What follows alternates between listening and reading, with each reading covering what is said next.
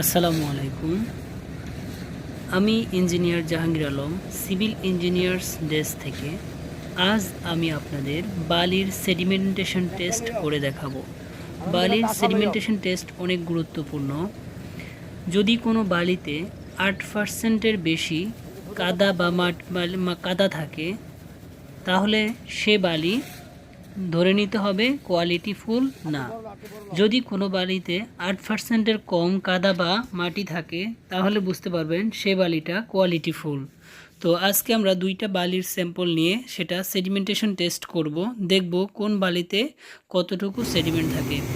তো সেডিমেন্টেশন টেস্টের নিয়ম হলো, আপনি পরিষ্কার কাচের গ্লাসে পানি নেবেন, 3 ভাগের 2 ভাগ পানি এবং 1 ভাগ বালি দিয়ে ভালোভাবে নেড়ে 2 ঘন্টার জন্য রেখে দিবেন।